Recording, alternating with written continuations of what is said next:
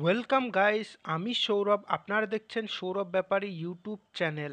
আমি আজকে আলোচনা করব পিএসসি ক্লার্কশিপ এক্সাম ডেট কবে হবে এবং ভ্যাকেন্সি কত।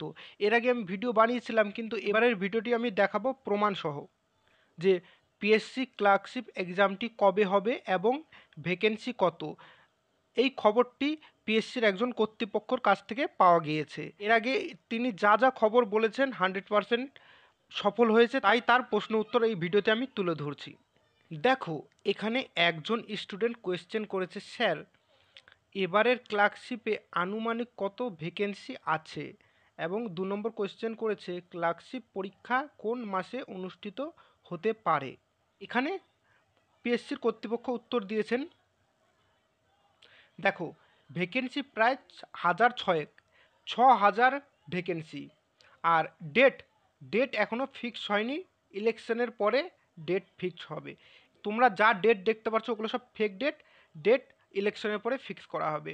এর আপডেট বন্ধুরা এই পর্যন্তই। এরকমই চাকরির খবরের জন্য চ্যানেলটিকে সাবস্ক্রাইব করে পাশে থাকা বেল আইকনটি প্রেস করে দাও। ভিডিওটি দেখবার জন্য অসংখ্য ধন্যবাদ।